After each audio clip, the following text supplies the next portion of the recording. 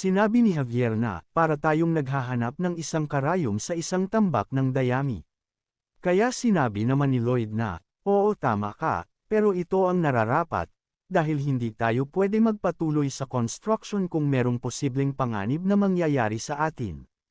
At sinabi nito sa isip na, alam ko na nandito lang yun, isang katamtaman ang laki na bagay para sa black magic na maaaring gamitin sa pag-command.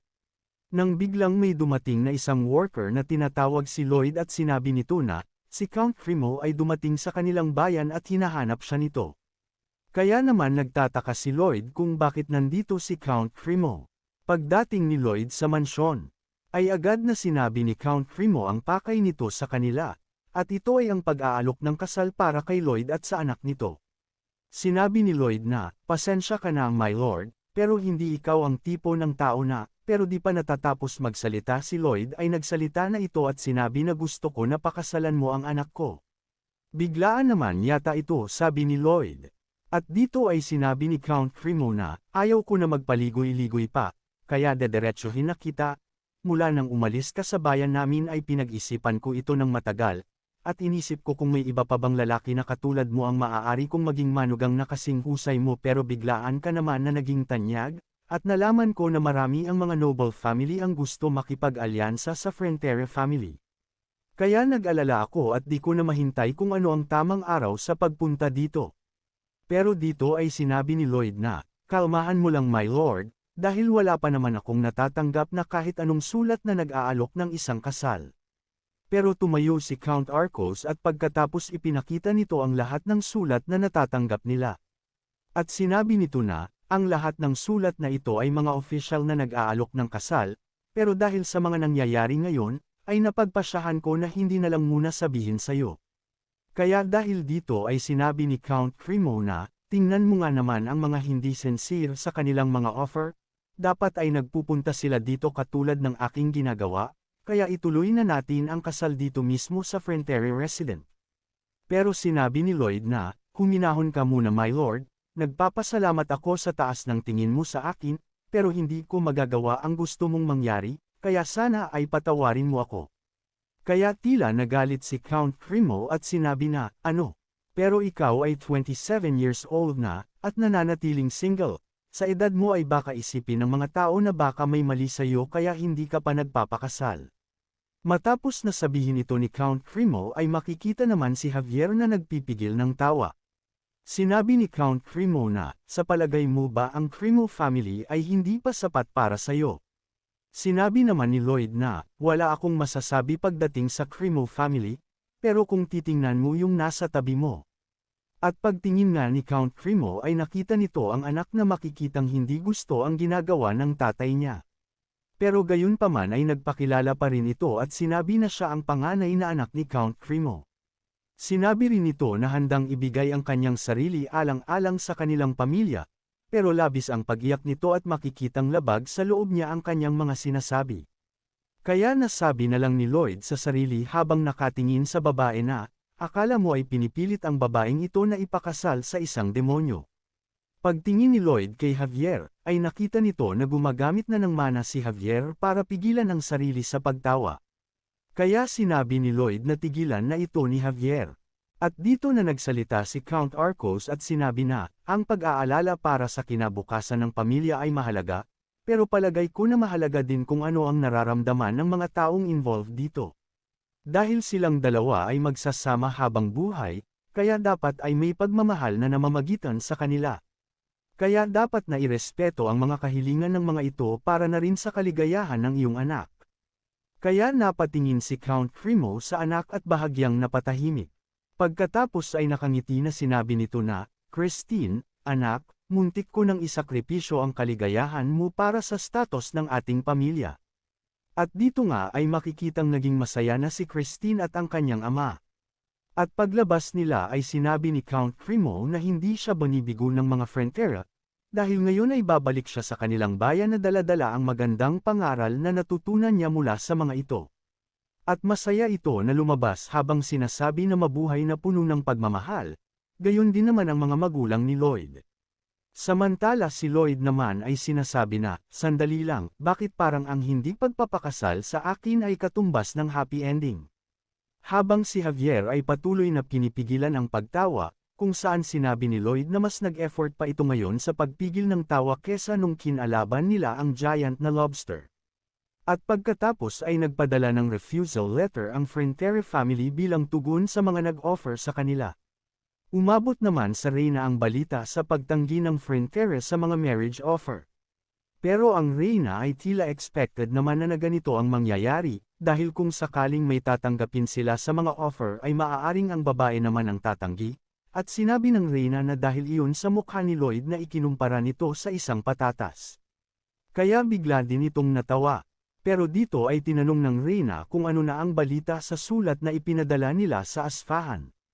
Pero sinabi ng tauhan nito na, ang mga arroganting tao na iyon ay itinatanggi na sila ang responsable sa Monster Domino. At sa halip na humingi ng tawad ay sinaway pa kami ng mga ito. Ito ay pagpapakita ng isang provocation laban sa Magentano. Kaya nasabi ng Reyna sa sarili na, kahiya-hiyang matanda, talagang hinihintay pa niya ko na gumamit ng dahas. At pagkatapos ay sinabi ng Reyna na bumuo sila ng isang pangkat para ipadala sa Asfahan. Pero iniisip nito kung sino ang gagawa nito. At dito ay naisip niya si Lloyd the Potato Face. Balik sa mansyon ng mga Frontera, makikita ang isang ulo ng hayop. Kung saan sinabi ni Bayer na ito ay natagpuan nila sa North kung saan nangyari ang incident. At sinabi rin ito na naniniwala ito na connected ito sa pangyayaring iyon. Sinabi ni Lloyd sa sarili na, ang simbolong ito ay nakita na niya sa libro. Kung saan ito ang ginamit na simbolo ni Dark Queen Alicia para sa kanyang bagong kaharian. Dito ay naisip ni Lloyd na ang lahat ng ginagawa niya dito sa mundong ito ay nagbibigay ng malaking pagbabago sa kwento ng libro. Kung saan hindi na naging masama ang Reyna, at ang event ng Namarans Wall ay wala din. At maraming pang bagay ang naiisip ni Lloyd na hindi nangyari sa libro pero nangyayari sa kasalukuyan, kaya sinabi niya sa sarili na kailangan niyang paghandaan ang mga bagay na sunod na mangyayari. At dito ay naalala niya ang isang Dark Warlock na gumawa ng Namarans Wall, na nagtulak at pumatay sa maraming tao. At ito ay si Ken Navarro, ang number 1 suspect ng ating bida. Sinabi ni Lloyd kay Bayer na, simulan na ulit ang kanilang construction, at pagkatapos nito ay aalis sila. Tinanong ng mga magulang nito kung saan naman sila pupunta. Sinabi ni Lloyd na, pupunta kami sa lugar na tinatawag na Namaran, dahil may kailangan akong gawin sa lugar na yon. At sa isip ni Lloyd na ang gusto niya ay humanap ng ebidensya para mapatunayan ang paghihinala nito at mahuli ang bastardong tao na yon. Samantala, makikita na pakonti-konti nang nade-develop ang Fronteras Estate, at makikita si Lloyd na inuutusan si Pudong na buksan ang kanilang sewer tunnel. At dito naman ay nakiusap ito kay Solitas, at makikitang alam naman na nito ang kanyang gagawin. At gamit ang kakayahan nito ay dahan-dahan nito inaangat ang mga ebak ng tao hanggang sa makabuo ng isang energy ball na puro ebak. At pagkatapos gamit ang fire breath ay sinunog ni Solitas ang nabuo nitong bilog na ebak. Matapos nun, ay tinanong ni Javier si Lloyd kung kailan ito plano na magpunta sa Namaran. Sinabi naman ni Lloyd na, gusto ko ay makaalis tayo as soon as possible. Naisip ni Lloyd na kung sasabihin niya kay Javier na pupunta sila sa Namaran dahil sa may kalaban dito malamang ay hindi maniniwala si Javier. At nasabi na mas maganda sana kung may mas maganda itong dahilan. At sila ay napatigil sa paglalakad nang makita ang napakaraming karwahe na nakahinto sa harap ng kanilang mansyon. Kaya nasabi ni Lloyd sa sarili na, may masama itong nararamdaman. Sinabi ni Count Arcos na, ang mga tinanggihan nating sulat, ay nagpunta ng personal dito sa pagbabaka sakaling magustuhan ni Lloyd ang mga ito kung makikita niya ng personal. At dito nga ay isa-isa nang pinapasok ang mga dalagita. Pagkakita pa lang ng unang dalaga ay namula na agad ang mukha nito at sinabi na gusto nito pakasalan si Lloyd. Pero ito pala ay nakatingin kay Javier at tinanong si Javier kung bakit ito nakatayo at ang nakaupo ay ang alalay nito. Pero sinabi ni Lloyd na kaya ako ang nakaupo dahil ako si Lloyd. Kaya biglang nagbago ang mukha ng dalaga. At sinabi na lang ni Lloyd na, mag-iingat ka sa journey mo pabalik sa inyo. At biglang lumabas ang dalaga. Pagpasok ng pangalawang dalaga ay ganun din ang sinabi nito. Kung bakit ang alalay ang nakaupo at hindi si Javier. Pero nang sabihin ni Lloyd na siya talaga si Lloyd ay biglang sagwa din ang mukha ng dalaga.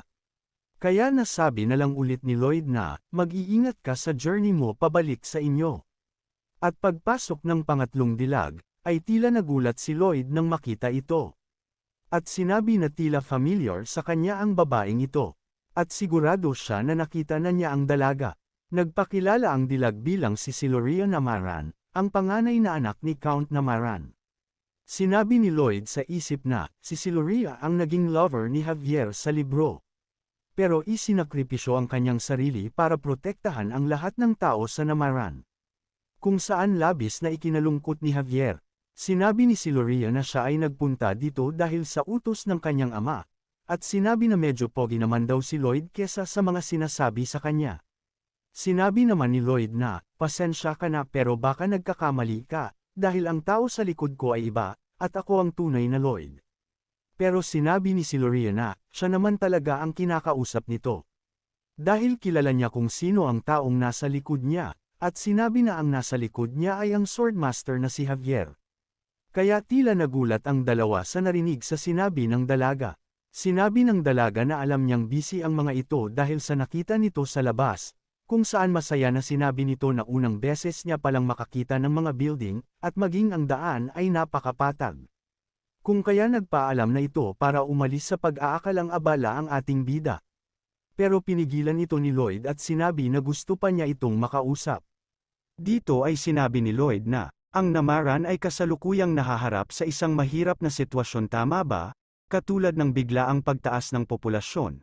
Kaya napatanong si Siloria kung paano naman ito nalaman ni Lloyd, at sinabi ni Siloria na, 400 na tao ang nawalan ng tahanan dahil sa pag-atake ng Monster Domino ang pumunta sa kanilang bayan, at dito ay nasabi ni Lloyd sa sarili na, ang Namaran's Wall ay isang magic spell na nag-a-absorb ng life energy sa lahat ng nasa loob ng wall na ito, dagdag pa ni Lloyd na, base sa nakasulat sa libro na ang plano ni Ken Navarro ay isakripisyo ang libo-libong tao sa Namaran, para maisama nito ang tinatawag na Hell Knights. Sinabi rin ni Lloyd na, based din sa kwento ng libro, kahit gaano pa kataas ang antas ng isang Swordmaster ay walang ibang paraan para matalo ang Hell Knights, kaya masasabi na ito ay parang isang god, kung saan kapag nagtagumpay si Ken Navarro sa plano nito ay wala nang makakapigil sa pagkawasak ng buong region, kung saan ito ay mas malala pa sa kinakatakutan niya, sabi ng ating bida. Kaya naman kung gusto mo na masubaybayan ang ating kwento ay i-open mo lang ang notification bell pagkatapos mo na mag-subscribe.